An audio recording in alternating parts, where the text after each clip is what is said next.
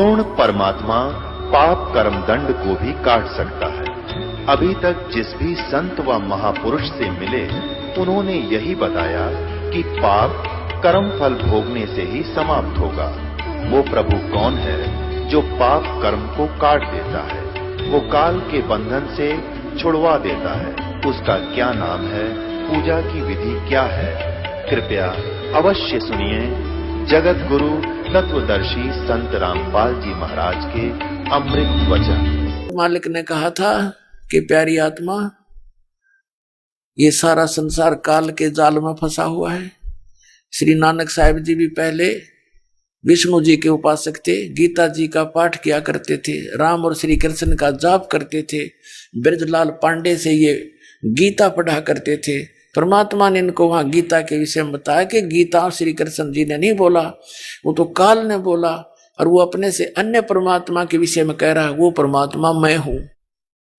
वहां जाने के बाद तो नानक साहिब जी को सारी बात समझ में आ गई, सारी कहानी सृष्टि रचना सुनाई। 3 दिन तक रखा कबीर भगवान ने उस महात्मा को, नानक साहिब जी को। तीसरे दिन उनको शरीर में वापस छोड़ दिया, और साथ में ये भी कहा था कि ये सतनाम से मोक्ष होगा तेरा। कोई भी प्राणी है, सतनाम के बिना उसकी मुक्ति नहीं। कोटि नाम जहान में उनसे मुक्ति ना हो, और सार नाम मुक्ति का दाता हुआ को जाने ना कोई। तो नानक साहब जी से कहा था कि मैं काशी शहर के अंदर बनारस में वहां एक धानक रूप में रह रहा हूं, जुलाहे रूप में। आप वहां आना पृथ्वी पर, वहां तुझे सतनाम दूंगा। अब नानक साहब जी को और सारी बात समझ में आ गई कति 100%, क्योंकि ब्रह्मा विष्णु महेश से मिलवाया उनको। ब्रह्मा विष्णु महेश से पूछा कि आपकी आयु कितनी है, उन्होंने बताई हमारी इतनी आयु है। उसके बाद हमारी मृत्यु होगी, कहां जाओगे, पता नहीं कहां जाएंगे। उसके बाद नानक साहब जी गदगद हो गए, कि सचमुच हम तो डरे ढोरे थे। उनको फिर वापस छोड़ा, तीसरे दिन वापस आए। नौकरी करते थे एक नवाब के यहाँ, नौकरी त्याग दी, और ऐसा ही वेशभूषा बना करके जिस रूप में परमात्मा मिले थे, जिंदा महात्मा के रूप में, ऐसा ही चोला पैर के ऊपर, शरीर के ऊपर कपड़ा, और चल पड़े बनारस की तरफ। प्रथम उदासी माने संसार से विमुख होकर के, उदास होकर के परमात्मा की खोज और प्रचार के लिए वो चले। प्रथम उदासी उनकी बनारस की है। अब रास्ते में वो पूछते चले गए कि ये ज्ञान कहीं और भी किसी को है क्या नहीं। जो भी कोई साधु संत डेरा मिलता वहां जाकर के प्रश्न करते थे कि ब्रह्मा विष्णु महेश के माता पिता कौन है। सभी कह देते थे ये तो अजरो अमर हैं, इनके कोई माता पिता नहीं है। नानक साहब जी आगे तुर जाते थे, आगे चल पड़ते कि नहीं, इनके खक नहीं पता इनको। ऐसे चलते चलते कहाँ पहुंचे, रामानंद जी के पास, ब्राह्मण के पास, के उससे बात करूं, उससे भी चर्चा करूं। रामानंद बहुत पहुंचे हुए महापुरुष माने जाते थे बनारस के अंदर, काशी के अंदर, और वो भी कबीर परमेश्वर ने उनको भी सेट कर रखा था। पहले ही उनके साथ वार्ता हुई थी। वो भी श्री कृष्ण राम के पुजारी थे और शंकर भगवान के पुजारी थे, और विष्णु से ऊपर किसी को नहीं मानते थे। उनको भी सचखंड ले जाकर वापस छोड़ा था। कबीर साहब कहते हैं, जो देखेगा मेरे धाम को सो जानेगा मुझ, गरीबदास तो से को सुन गायत्री गुज, कि मुझे जो सतलोक में देख लेगा वो तो मैंने मान लेगा आई एम गॉड, अन्यथा कोई नहीं माने, क्योंकि जुलाए रूप में भगवान बैठा, कौन माने। हम तो उन्हें तो भगवान मान लिया जिनके हाथ में त्रिशूल हो, सुदर्शन चक्कर हो, या गदा ले रखी हो, क्यों डरते माना उन्हें तो। अब बिना ज्ञान के ऐसी हमारी स्थिति थी। तो जब नानक साहब जी ने जाकर के रामानंद जी को छेड़ा, ज्ञान चर्चा के लिए कहा कि बताओ ब्रह्मा विष्णु महेश के माता पिता कौन है, तब श्री रामानंद जी ने कहा कि महात्मा जी, इसी ब्रह्मा मैं फिरूं था जिस ब्रह्मा आप फिर रहे हो। मुझे मालूम नहीं था इस बारे में, लेकिन अब मुझे ज्ञान हो गया कि इनके माता पिता हैं। इनकी सही जानकारी अगर आपको चाहिए तो मेरे गुरु समझो या मेरे शिष्य समझो, क्योंकि उन्होंने मुझे प्रतिज्ञा दिला रखी है कि आप मुझे अपना शिष्य बनाए रखो, अन्यथा वो सारी सृष्टि के गुरु हैं, जगत गुरु हैं। और कबीर नाम के वो जुल्हा धानक वर्ण के अंदर आए हुए हैं, वो स्वयं परमात्मा है। अब नानक साहब जी ने कहा कि मुझे एक बार उनके दर्शन कराओ, मैं बात करूंगा उनसे। रामानंद जी ने अपना एक सेवक भेज दिया। मालिक को तो पता था वो प्यारी आत्मा आ रही है, रुक नहीं सकते इस ज्ञान से, जख्मी होने के बाद प्राणी घायल हो जाता है। नानक साहब जी पहुंचे जहां पर परमात्मा खड्डी में बैठ के और कपड़ा बुन रहे थे। अब नानक साहब ने जाकर देखा कि ये परमात्मा तो सचमुच वही थे जो बेई नदी पर मिले मुकू और सचखंड लेकर गए सारी सृष्टि के रचनहार, ये यहां भी आ गए। तब कहा था, फाई सूरत मुल्क की वेश, ए ठगवाड़ा ठगी देश, खरा सियाणा बहुता बार, ये धानक रूप रहा करता। सभी आसपास के जुल्हे आकर इकट्ठे हो गए। एक पंजाब देश का पंजाबी आकर इस नीरू के पुत्र को भगवान बता रहा है। सभी हंस रहे हैं उंगलियां दे देकर मुख में कि इसको क्या पता, ये तो जुल्हा है, इसको भगवान बता रहा है। लेकिन जिसने भगवान को देख रखा वो कैसे माने उन भोली आत्माओं की जिनको पता नहीं, वो लाल की पहचान जोरी कर सकता है।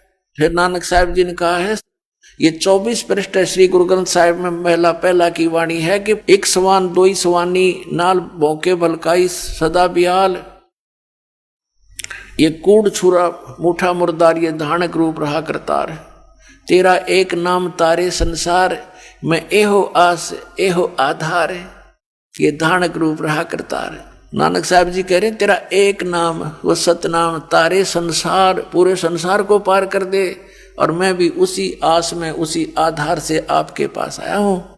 और फाई सूरत मुल्क की वेश, ए ठगवाड़ा ठगी देश, खरा सियाणा बहुता बार, ये धानक रूप रहा करतार। वहां नानक साहब जी कह रहे हैं कि इसको तुम एक जुलाहा मत समझो, ये बहुत भार है, बहुत वजनदार है, इसमें बहुत कीमत है इसकी। ये ठगवाड़ा ठगी देश, ये सबको जो है ना धोखा दिए बैठा है, ये खुद परमात्मा है। लेकिन कौन माने? एक जोहरी एक इतने से 100 ग्राम 200 ग्राम के कंचे को, और कोई कहे ये 2 करोड़ का है, किसको यकीन हुआ? चौनी बिना देखो ये नए फूक एक तरफ। और जो उसको परख लेता है कि सचमुच ये लाल है, वो कहेगा ला मुझे दे, और लोग छुपा के भाग लेगा, कोई देख ना ले। तो ये वो तो लाल के पारखू बनाए परमात्मा ने पहले उन महापुरुषों को जो भगवान को पहचान सके। फिर उनका 771 पृष्ठ पर वाणी दर्ज है महिला पहला की। नानक साहिब जी ने कहा कि नीच जात परदेसी मेरा, छिनावे तिल जावे, और जाकी संगत नानक रेंदा, कैसे मोंडा पावे। तो पुण्यात्माओं, इन महापुरुषों ने जो सतीथि बताई भगवान को देखकर, वो साकार बताई। ऐसे ही वो परमात्मा लीला करता है। इसी प्रकार वो परमात्मा अपनी लीला के आधार से अपने स्वभाव अनुसार सभी महापुरुषों को मिलते हैं। जैसे ऋग्वेद मंडल नंबर 9 और सूक्त नंबर 1 मंत्र 8-9 में, ऋग्वेद मंडल नंबर 9 सूक्त 86 के मंत्र 26 और 27 में, ऋग्वेद मंडल नंबर 9 सूक्त 82 के 1, 2, 3 में, ऋग्वेद मंडल नंबर 9 सूक्त 96 के 16 से 20 में, ऋग्वेद मंडल नंबर 9 सूक्त 20 मंत्र 1 में, और भी अनेकों स्थानों पर ऋग्वेद मंडल नंबर 9 सूक्त 94 के मंत्र 1 में यह स्पष्ट किया है कि वो परमात्मा सतलोक में रहता है, ऊपर तीसरे मुक्ति धाम में, और वहां से गति करके यानी स्वयं चलकर आता है। बहुत स्पीडतें, अत्यंत गतिशील पदार्थ के समान चलकर आता है, जैसे विद्युत या बिजली गिरती है, और वो बिजली किसी धातु विशेष पर ही गिरती है, आम अड़ंगे पर नहीं गिरती। तो ऐसे ही वो परमात्मा उन पुण्यात्माओं को ही पर अट्रैक्ट होता है, आकर्षित होता है, उनको ज्ञान से परिपूर्ण करने के लिए, उपदेश देने के लिए आता है। वो किन किन महापुरुषों से मिले, ये लीला उस परमात्मा की वेदों में वर्णित है। वो ऐसी क्रिया करता है, और जब वो परमात्मा 3 प्रकार से पूरे विश्व को संभाल रहा है, 3 सतिथि में। एक सतिथि में सतलोक में रहते हैं, जिस सतलोक में साकार रूप में मनुष्य दृश्य हैं, उनके एक रोमकूप में करोड़ सूर्य मिला दे करोड़ चंद्रमा, इतना एक रोमकूप का प्रकाश है। और वहां मुक्त हुए प्राणियों का, मुक्त हुई आत्माओं का शरीर 16 सूर्य जैसा तेजों में है। कर नैनो दीदार महल में प्यारा है, इस शब्द में परमेश्वर ने पूरा वर्णन दे रखा है। उसमें स्पष्ट बताया कि जो वहां पहुंच गई आत्मा सतलोक में, उसका 16 सूर्य जैसा तेज हो जाता है। अरिय ज्ञानी अनाड़ी के राधा स्वामी धन सदगुरु, ये सच्चा सौदा वाले, जय गुरुदेव वाले, कि वहां तो मुक्त आत्मा ऐसे मिल जाती है परमात्मा में, जैसे बूंद समुद्र में, समुद्र की बूंद समुद्र में मिली, उसी का रूप हो गया। ऐसे लतीफेदार बातें बनाकर दुनिया को भ्रमित करे। और उसमें उसी शब्द में लिखा है कि 16 सूर्य जैसा तेज में शरीर होता है जीवात्मा जो वहां मुक्त होकर चलेगी। और परमात्मा का शरीर का तेज और अत्यधिक है, उसके एक रोमकूप में करोड़ सूर्य मिला दे करोड़ चंद्रमा, इतना तेज है। तो इतनी ही पावर यानी शक्ति का अंतर है।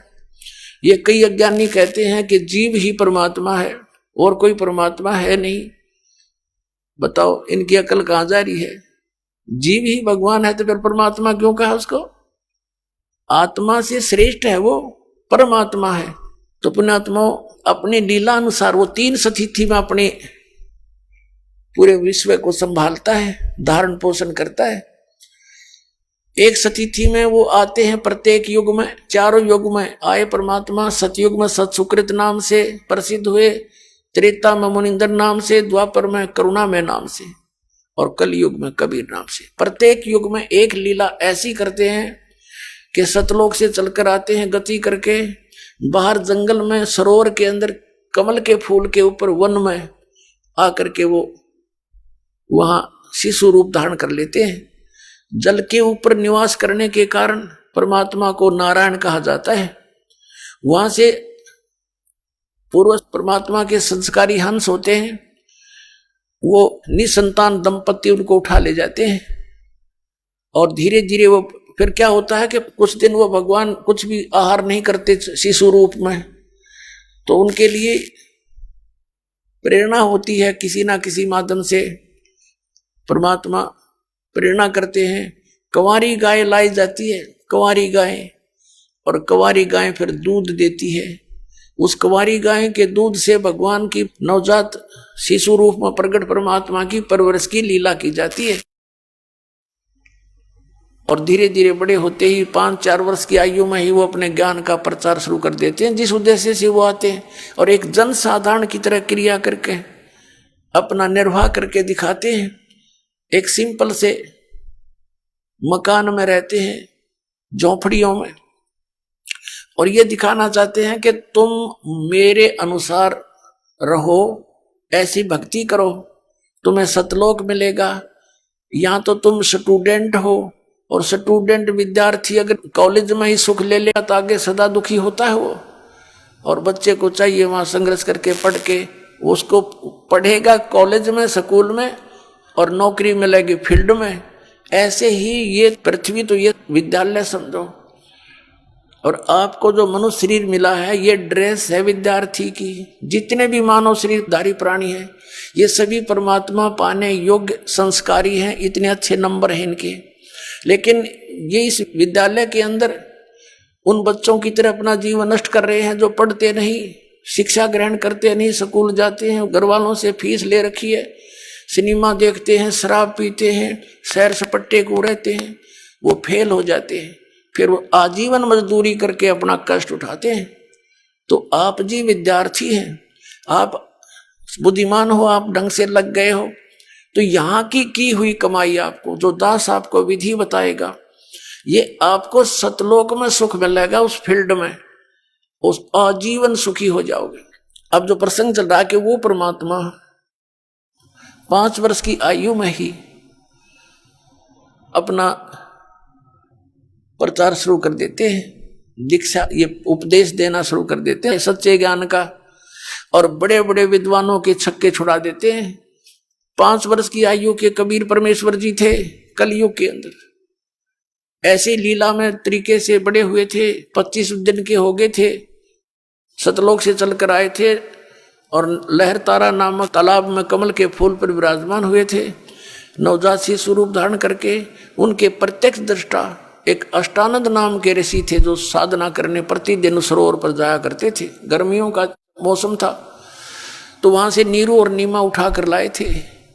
25 दिन तक परमात्मा ने कुछ भी आहार नहीं किया, बड़े चिंतित हो गए थे नीरू और नीमा। और नीमा ने तो यहाँ तक ठान ली थी यदि बच्चा मर गया तो साथ मरूंगी। तब परमात्मा ने प्रेरणा की, शिवलोक से शिव जी आए, शिव भगवान शिव शंकर जी आए, क्योंकि वो पहले शिव जी के पुजारी थे नीरू और नीमा। वो उसी जन्म में हिंदू समाज में उत्पन्न थे। गौरी शंकर सरस्वती नाम था इनका। मुसलमानों ने इनको जबरदस्ती मुसलमान बना दिया था। अब हिंदू धर्म के जो पंडित थे उन्होंने इनको अपने धर्म से रिजेक्ट कर दिया था।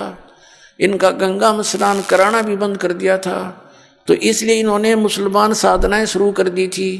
पहले रोजी रोटी के लिए कथा करके निर्वाह चलता था। नीरू का गौरी शंकर था इसका नाम, वो बंद हो गया था, जिस कारण से इसने जुल्हाई का कार्य शुरू कर दिया और मुसलमान धर्म इसने मजबूरी में स्वीकार करना पड़ा।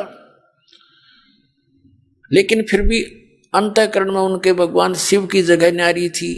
तो नीमा ने और इनके नाम बदल दिए थे। फिर गौरी शंकर का तो नाम रख दिया था नूर अली, जिसको नीरू कहने लगे, और सरस्वती का नाम रख दिया था नियामत, उसको नीमा कहने लगे। तो नीरू और नीमा ने अपने भगवान शंकर से प्रार्थना की, ये भगवान या तो ये बच्चा देना नहीं था और दिया है तो ले ना दाता नहीं, हम मरेंगे साथ इसके। तब भगवान बैठे थे बच्चे रूप में, उनके घर पर आए हुए थे। प्रेरणा की शंकर जी के मन में कि कौन दुखी है तेरा भक्त। नीचे आए साधु रूप बना के और पूछा माई क्यों दुख पा रही है, क्यों रो रही है, सारी कथा बताई। तब कहा बच्चा दिखाओ मुझे कहाँ है। तो नीमा लाई बच्चे को उठा करके और चाहा साधु के चरणों में डाल दूं, जान बख्शीश हो जावे इसकी।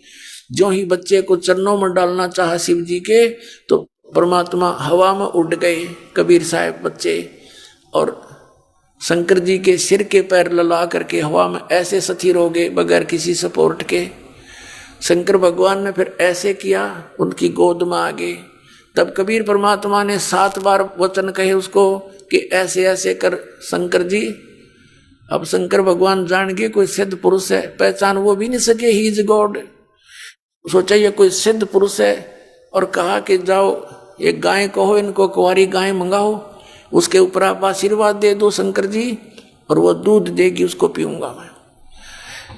अब शंकर भगवान ने ऐसा ही कहा। नीरू एक बछिया ले आया, जाके संग बैल नहीं लागा, यानी कंवारी अनटच्ड, उस गाय के ऊपर शंकर भगवान ने हाथ रख दिया, आशीर्वाद भरा, लंबे लंबे सतन हो गए। एक कोरा बर्तन मंगाया गया था कुमार के घर से, छोटा सा मटका घड़ा, वो नीचे रख दिया साफ करके। तो वो भरने के बाद अपने आप दूध सतन से बंद हो गया। फिर प्रतिदिन ऐसे ही वो कुंवारी गाय दूध देने लगी। परमात्मा शिशु रूपधारी कबीर परमेश्वर सतपुरुष पीने लगे।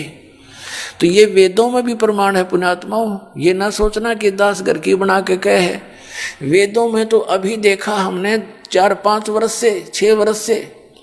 और पहले पवित्र कबीर सागर के अंदर लिखा 600 वर्ष पहले कि उन्होंने ऐसी लीला की थी। और फिर आदरणीय गरीबदास जी को मिले तब भी उन्होंने ऐसी ही लीला की थी। और वेद बताते हैं परमात्मा ऐसी लीला करता है। तो ऐसी लीला आज तक किसी भी गॉड ने नहीं करी। किसी भी जिसको हम परमात्मा मानते थे उनकी ये लीलाएं नहीं है जो वेदों और सदग्रंथों से मेल खाती हो।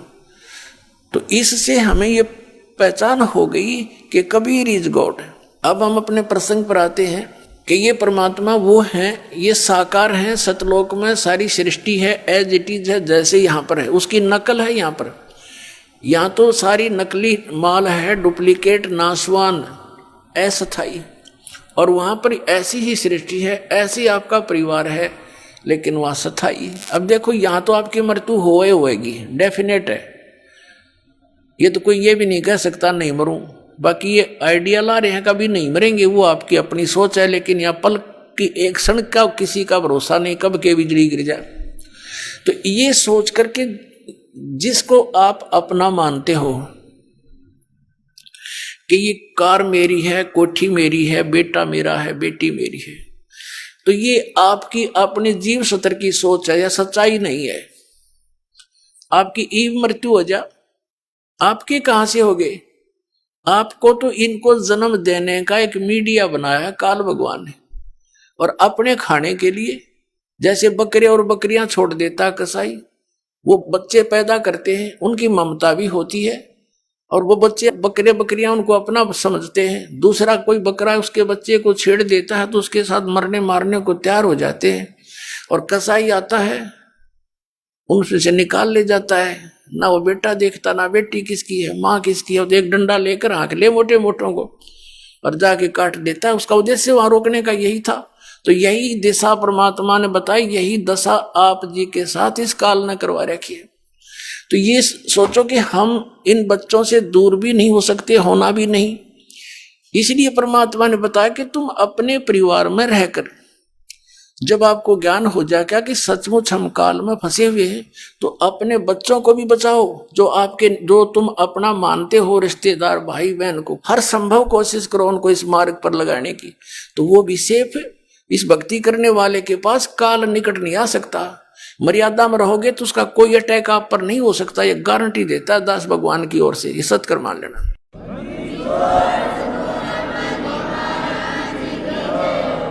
अकाल मृत्यु नहीं हो सकती आपके किसी परिवार की अगर आप मर्यादा में रहोगे।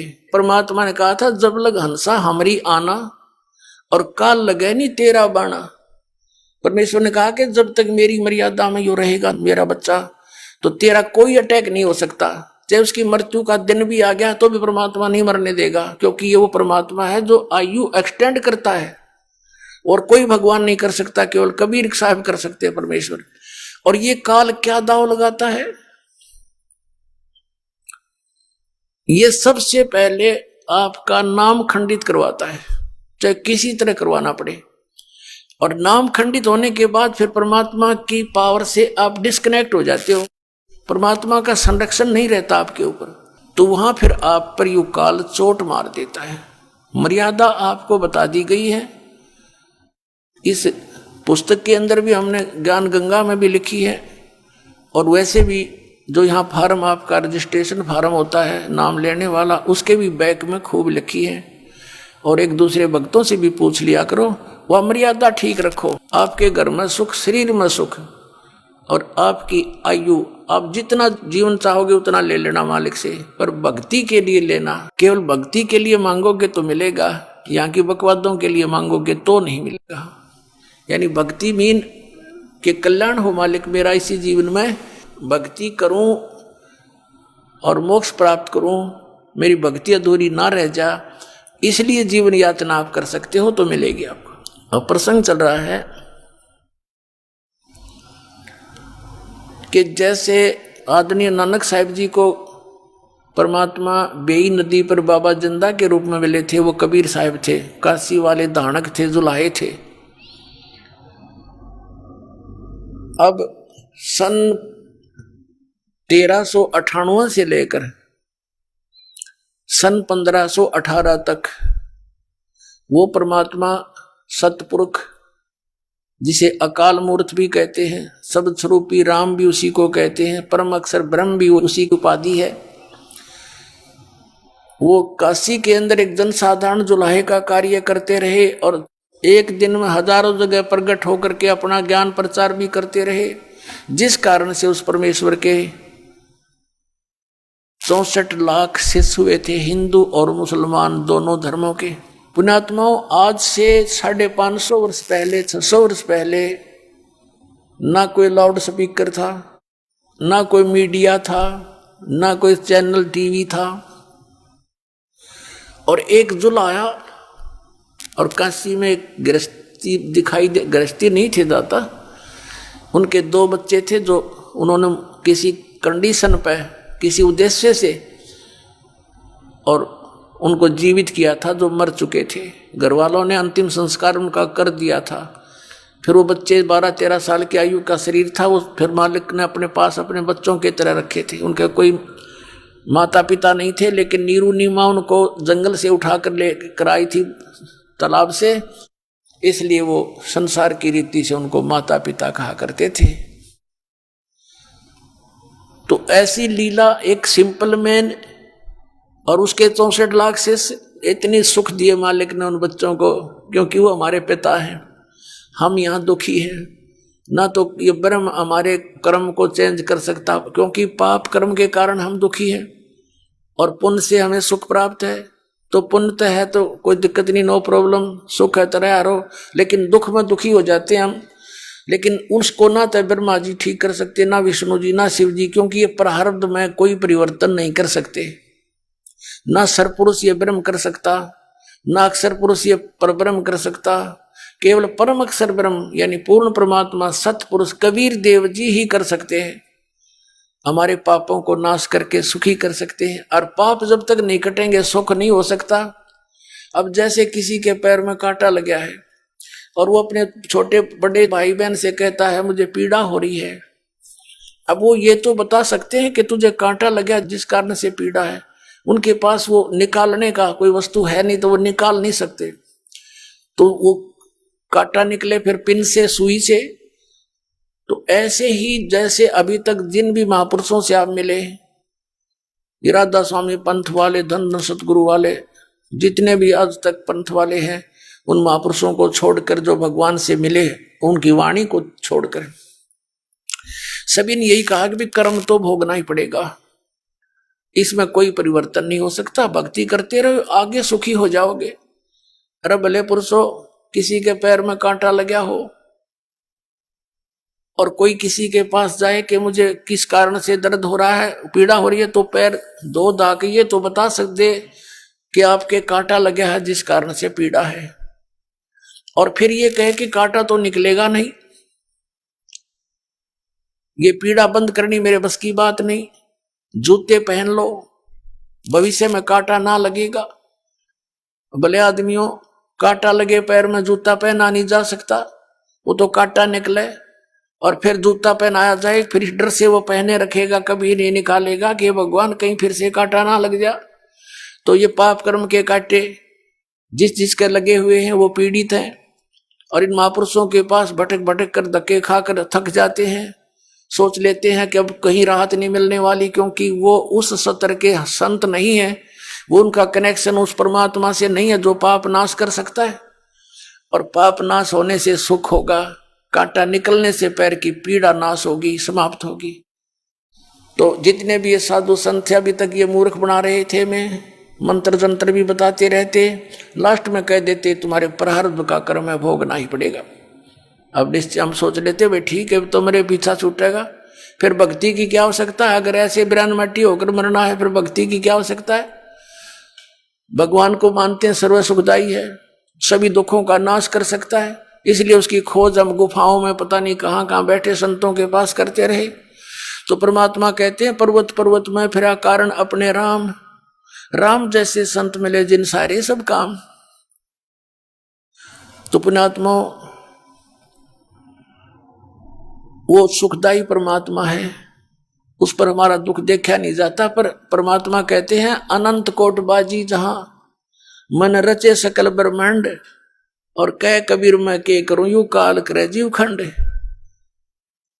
अब कबीर साहब जी आखिर में ये कह देते हैं मैं इतना समर्थ हूं कि सारे ब्रह्मांडों को रचना मैंने करी, और मैं 1 मिनट में न सुखी कर दूं। जय मुझे मेरे पर विश्वास कर लें और मेरी बातों को मानकर साधना कर लें। लेकिन कहते हैं आखिर में कि कह कबीर मैं के करूं यू काल करे जीव खंड, ये हमसे निकाल ले जाता है काल। यहां से कोई न कोई ऐसी मन में भूतनी बांट दे इसके, क्योंकि अज्ञान हमने घना सुन रखा। ज्ञान केवल एक सतलोक आश्रम बरुवाला में, बाकी सब जगह आध्यात्मिक अज्ञान भरा पड़ा है। तो उस आधार से सभी आधारित है, और यहां से गए हुए प्राणी को कोई ना कोई सिर फिरा मिल जाता है कि वो किसी ने संत बना दिया। वहां क्या ऐसी नारी बात है, वो तो सबको नो कहता है इनके पास ज्ञान नहीं। दास नहीं कहता, उनका इतिहास कहता है कि उनके पास ज्ञान नहीं है। तो वो फिर बेचारा डगमग हो जाता है। नानक साहिब जी से किसी ने प्रश्न किया कि हे प्रभु, हे महात्मा जी, आप हमेशा या खोए खोए से रहते हो, चेहरे पर आपका कोई खुशी नजर नहीं आती। तब उन्होंने कहा था कि ना जाने काल की कर डारे और किस विध ढल जा पासावे, जिनाते सरते मौत खुड़क दी उनानो केड़ा हासावे। कि यहां पर हंसे किस बात पर, 1 मिनट में ना जाने के बिजली गिर जा। जैसे एक खुशी मना रहे थे, विवाह था एक लड़के का, डीजे बजा रहे थे, नाचे बहन भी भाई भी सारे रिश्तेदार, शराब पियो घूटी लाए। अगले दिन बारात जानी थी।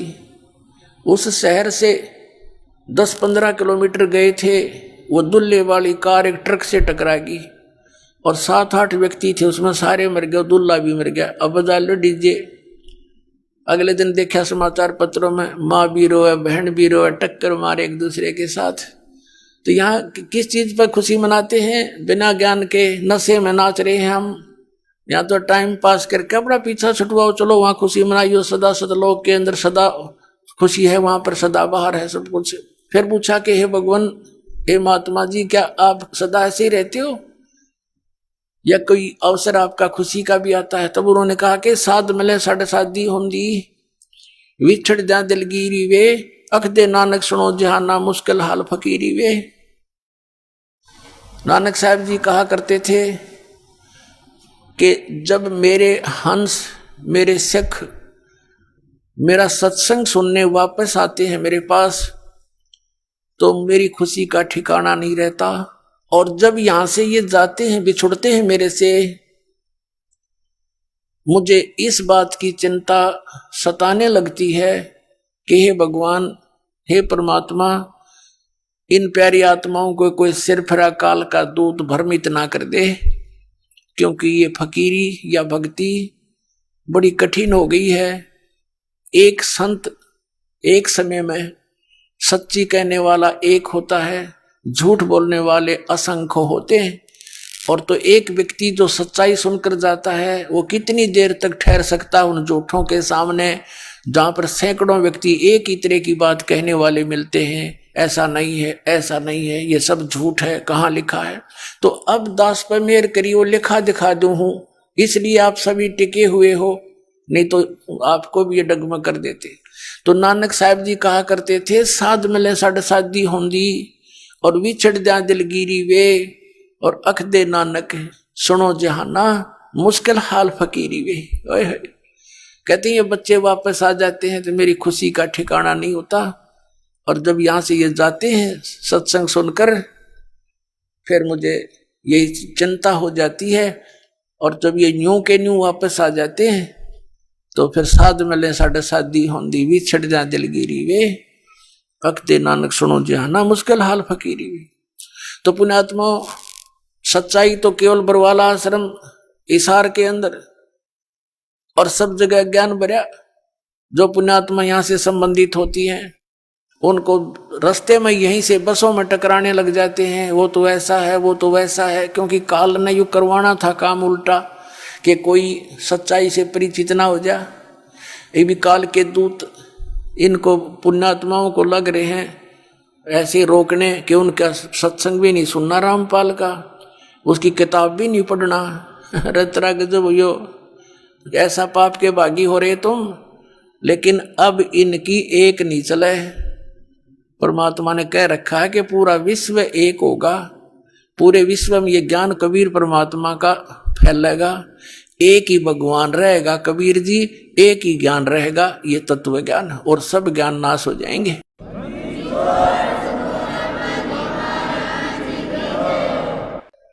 और सभी परमात्मा के बच्चे भगवान की चर्चा किया करेंगे। जहां पार्कों में बैठकर इधर उधर की बकवादें गढ़ते हैं, कोई राजनीति की बतलाव है, कोई बहु बेटियां की अच्छे बुरे होने की एक दूसरे ने कह के अपना मन हल्का करता है, टाइम वेस्ट करता है, कोई ताश खेलता है, कोई गुट्टी लाता है, कोई 2 नंबर के काम करके सारा जीवन नरक बना रहा है अपना भी परिवार का भी। इस ज्ञान से परिचित होकर आपको ये रिश्वत, मिलावट, चोरी, ठगी, जारी आपको विष दिखाई देगी तो पुण्यात्माओं, विष को कोई खा नहीं सकता। क्या कहते हैं, जैसे किरका जहर का रंग होरी हो, कहो कौन तिस खावे राम रंग होरी हो। जैसे एक कण पड़ा हो विष का, उस कण को भी कौन खाएगा, निकट भी ना जा, बल्कि कितना मिट्टी में दबाओगा उठा के, किसी और का हाथ ना लग जाए। जैसे किरका एक कण विष का, जैसे किरका जह का रंगोरी हो, कहो कौन तिस खावे राम रंगोरी हो। तो ऐसे जो हमें पाप दायक कोई भी कार्य होगा वो विष दिखाई देगा, हम नहीं करेंगे उसको। हम पैसा नहीं लेंगे किसी से रिश्वत, क्योंकि वो हमारे लिए जबरदस्त बाहर बन जाता है। आप देखते हो जिसने किसी से रिश्वत ली या कोई और कारण से पैसा ऐंठा, अगले जन्म में बैल बने और मंडी के अंदर वो आदमी तो आदमी बने और वो बनेगा बैल। मंडी में एक अकेला जोड़ा जाता है एक बग्गी के अंदर, और इतना ऊंचा बोरी भरकर उसका ऊपर बैठ कर लठ मारे। वो रिश्वत लेने वाला अधिकारी अब बैल बनकर लठ खा रहा है उस धनी के, वो सारे पूरे करेगा। तो पुण्यात्माओं, इस प्रकार हमने इस तत्व ज्ञान को समझना है। फिर क्या, हम अपने प्रसंग पर आते हैं कि उस समय परमात्मा कबीर साहब जी एक ही दिन में हजारों जगह प्रकट हो जाते थे, अपनी प्यारी आत्माओं को ज्ञान सुनाते थे, आशीर्वाद देते थे। आशीर्वाद से उनके दुख दूर होने लग गए तो उनको बड़ी खुशी हुई और परमात्मा के साथ चिपकने लग गए अपने वो बच्चे। तो 64 लाख शिष्य कबीर भगवान के शिष्य हो गए थे तो आज से 600 वर्ष पहले। तो पुण्यात्माओं, वो सिंपल मैन नहीं था, वो सिंपल संत नहीं था, वो संत रूप में स्वयं परमात्मा थे। अब जो दास आपको बताना चाह रहा है कि वो परमात्मा कौन है, कैसा है, कहाँ रहता है और कैसे मिलता है, इस दास के सत्संग का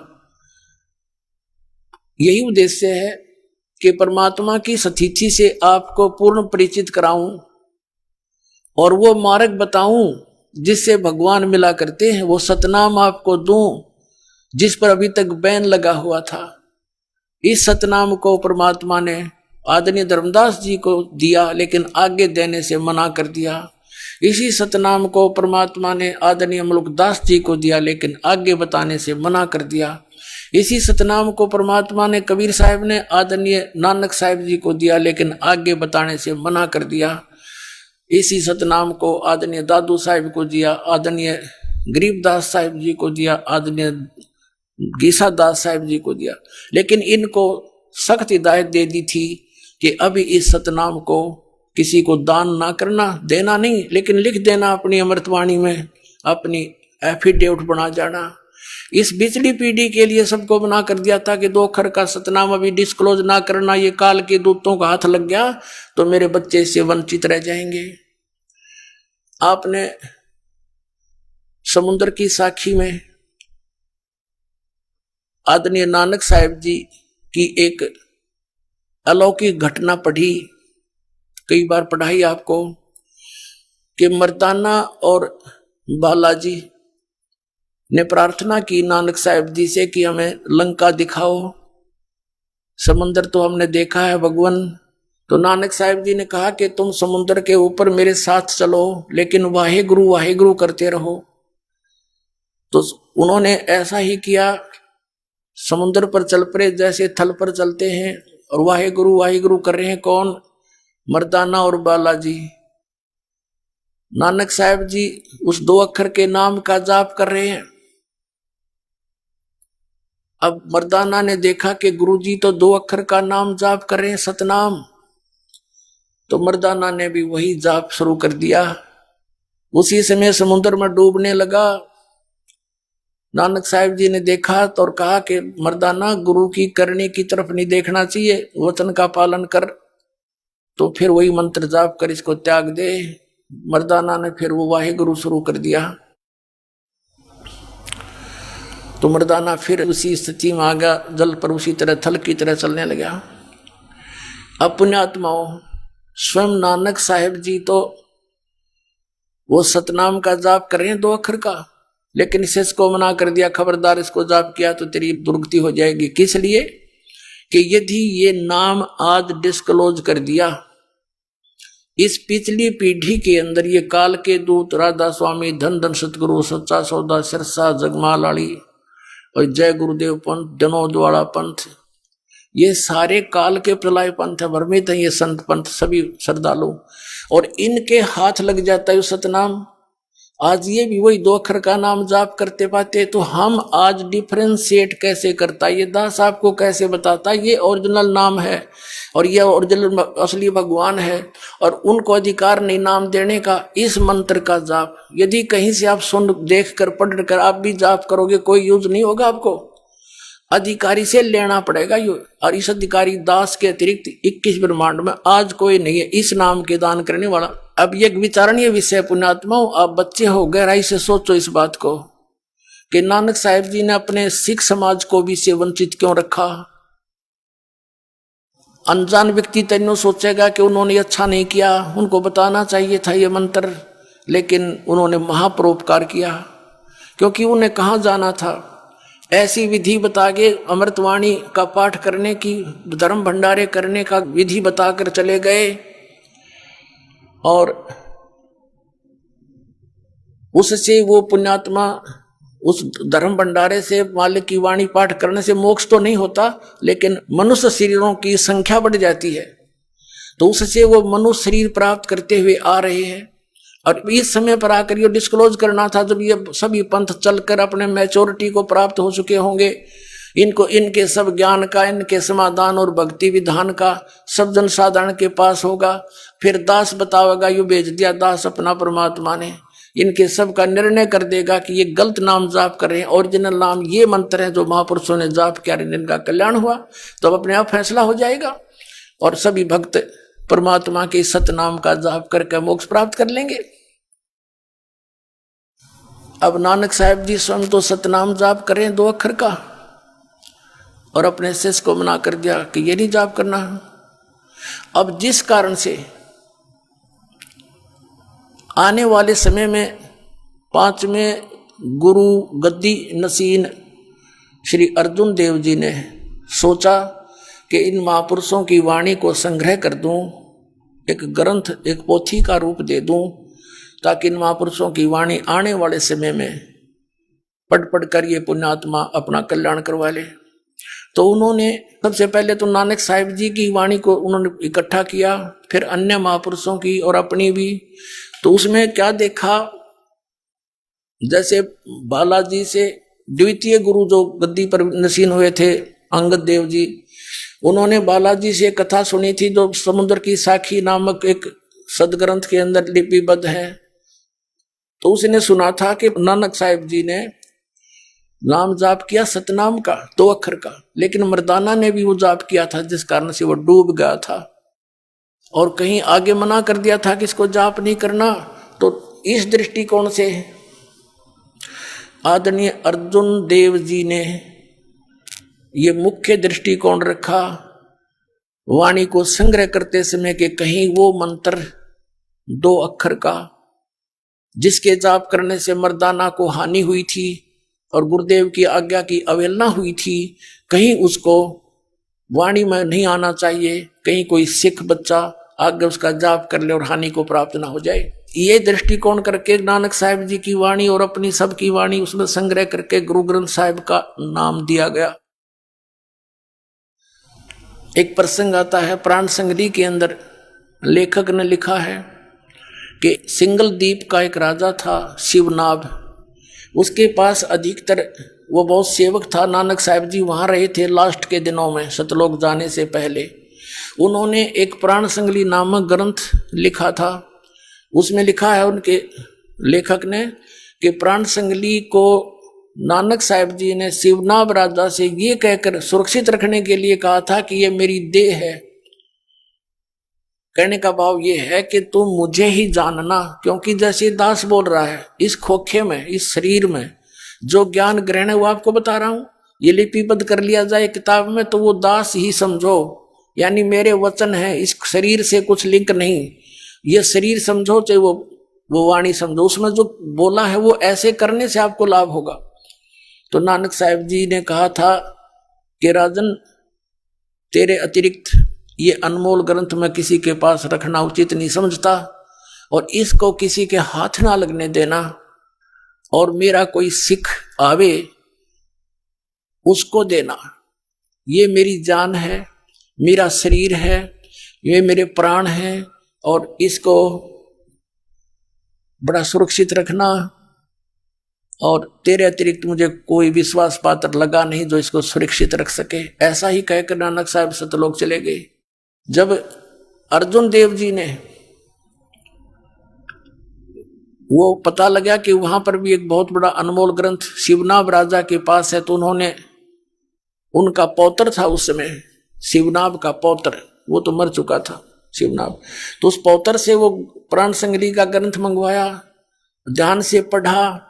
उसके अंदर, प्राण संगली के अंदर नानक साहब जी ने बहुत डिटेल के साथ लिखा हुआ था इस 2 अक्षर के नाम के बारे में, और सार नाम के बारे में, आदि नाम के बारे में। अब उन्होंने उस दृष्टिकोण को आधार बनाया कि कहीं ये 2 अक्षर का नाम, जिसमें एक ओम है, जो नानक साहब जी ने जाप किया, और उसमें समुद्र की साखी के अंदर उन्होंने उच्चारण किया, मर्दाना भी उच्चारण करने लग गया, वो आप पढ़ सकते हैं, बार बार डिस्क्लोज नहीं करेगा दास इसको। तो उन्होंने ये ध्यान रखा कि कहीं ये मंत्र युक्त वाणी और गुरु ग्रंथ साहिब में मैंने लगा दी, और कोई सिख इसको पढ़ लेगा तो गुरुदेव की आज्ञा की अवहेलना होगी। तो उसके अंदर पूरा विवरण ही, प्राण का अर्थ होता श्वास, श्वास श्वास से सिमरन की पूरी विधि डिटेल लिखी थी, और बाकी और ज्ञान भी बहुत दिया हुआ था। जैसे कबीर साहब ने कबीर बीजक अलग से बनाया था, ऐसे ही ये बीजक समझो, बीजक में निष्कृष यानी सार था वो सारा।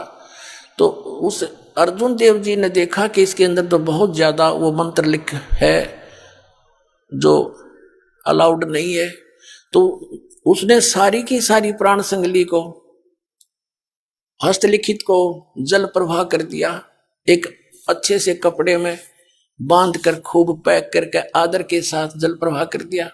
उसी समय वहां कोई एक संत खड़ा था, उसने प्रार्थना की गुरु जी से कि भगवान ये मुझे दे दो, अनमोल ग्रंथ है तो मैं छुपा के रख लूंगा, किसी को नहीं बताऊंगा। तब उसके आदेश से तुरंत निकाल लिया गया वो, तब तक उसको कोई हानि नहीं हो पाई, वो पृष्ठ जो खराब नहीं हुए। तो उसमें 160 अध्याय थे, उसमें से केवल छांट करके 80 अध्यायों को ही प्रकाश में लाया गया, बाकी को डिस्टर्ब कर दिया गया, या तो सभा कर दिया होगा या जल प्रवाह कर दिया होगा, जिसमें वो सतनाम लिखा था।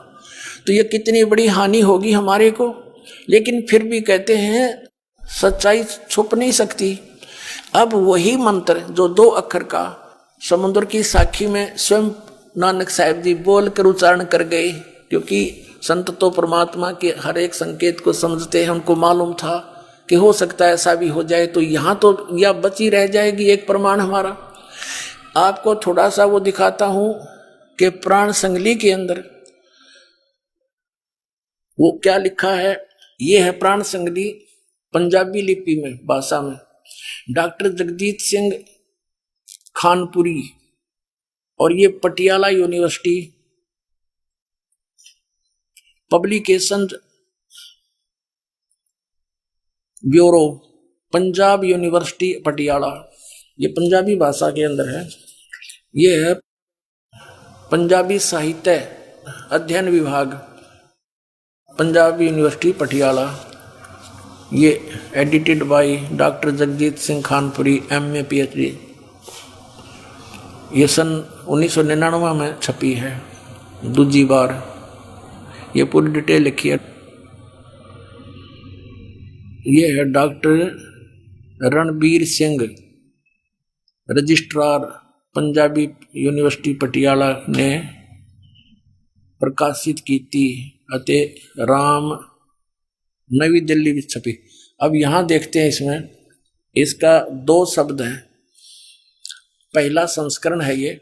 इसमें क्या लिखा कि प्राण संगली योग साधना संबंधी महत्वपूर्ण रचना है। इसमें यहां लिखा है संत संपूर्ण सिंह ने देवनागरी लिपि विच भी इसका संपादन किया सी, यानी ये संपूर्ण सिंह ने भी इसी से ही लिया और ये मानते हैं उसमें जो लिखा सही है। अब यहाँ देखना भूमिका में पहला संस्करण भूमिका, यहाँ आ जाइए। संत संपूर्ण सिंह ने देवनागरी लिपि विच जिस संस्करण दा प्रकाशन किया उस विच कुल 80 अध्याय शामिल हैं। 80वें अध्याय दे अंत ते इस ते कुल अध्यायां 113 लिखे हैं।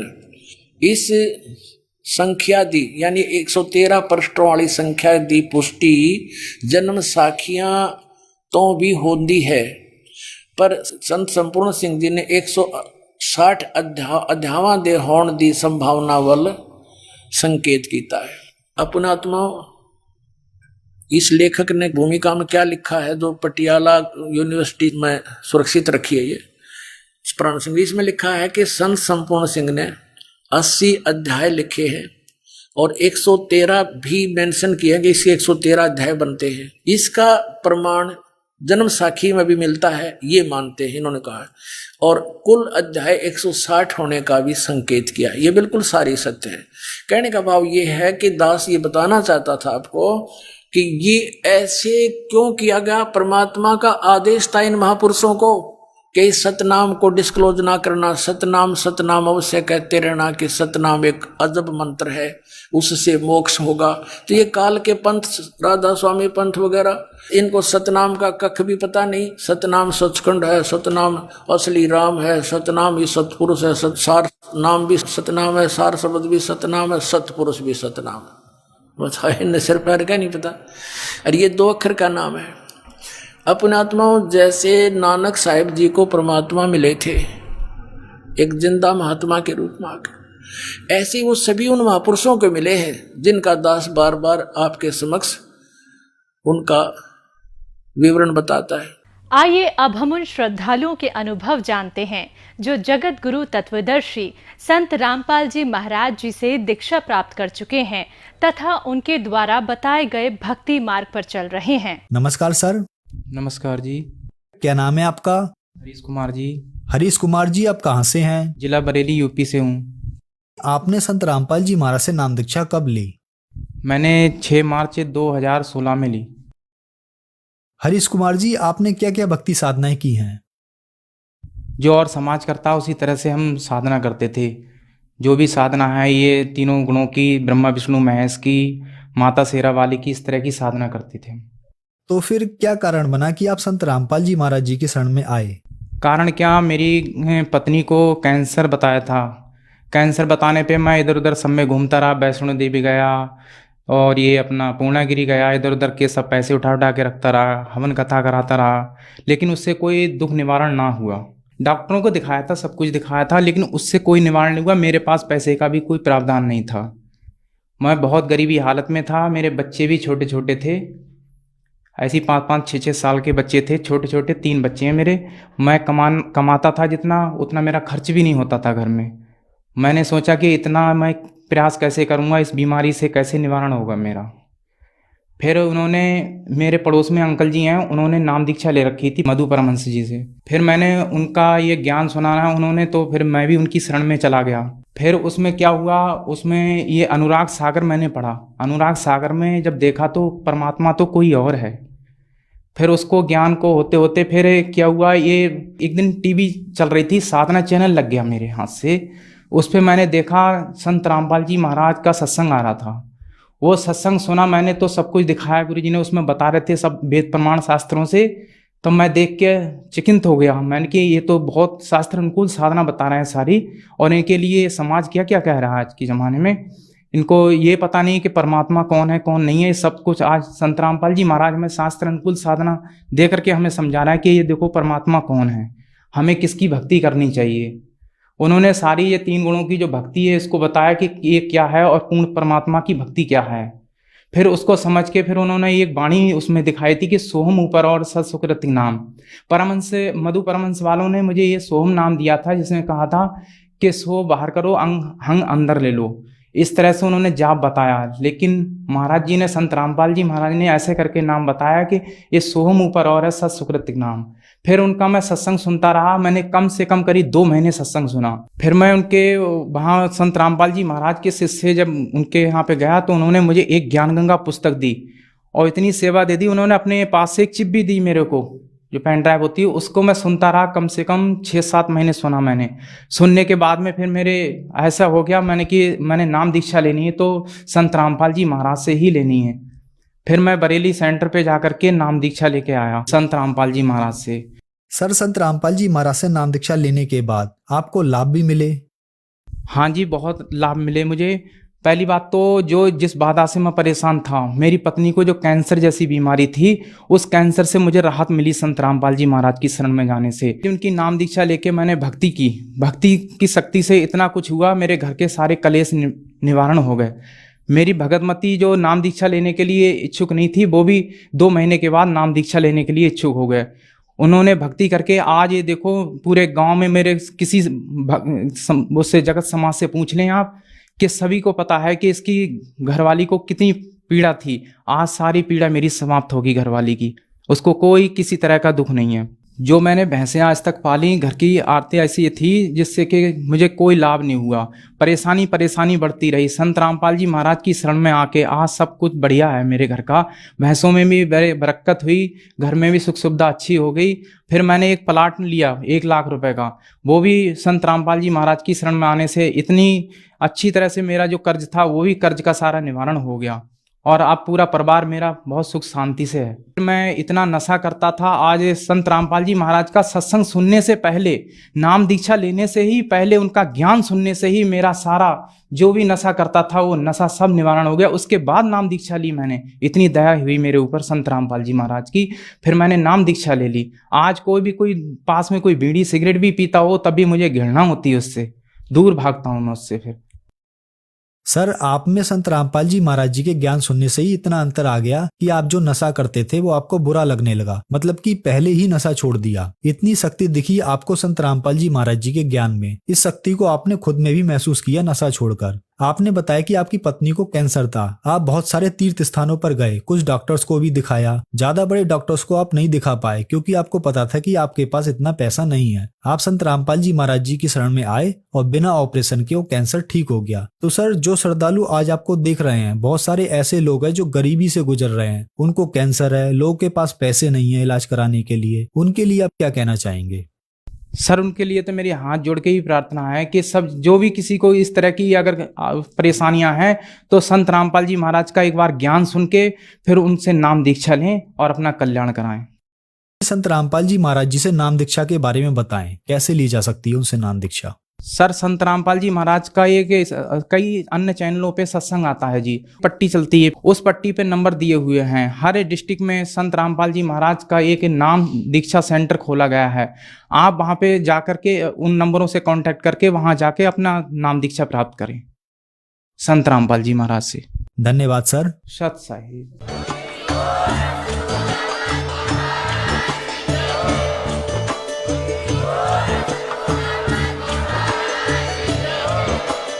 आप सुन रहे थे जगत गुरु तत्वदर्शी संत रामपाल जी महाराज जी के मंगल प्रवचन। अधिक जानकारी के लिए विजिट कीजिए हमारी वेबसाइट www.jagatgururampalji.org। संत रामपाल जी महाराज जी के शुभ आशीर्वाद से पूरे विश्व भर में 500 से भी ज्यादा नाम दीक्षा केंद्र हैं, जिन पर संत रामपाल जी महाराज जी द्वारा ऑनलाइन निशुल्क नाम दीक्षा दी जा रही है। अपने नजदीकी नाम दीक्षा केंद्र का पता करने के लिए संपर्क करें 8222880541।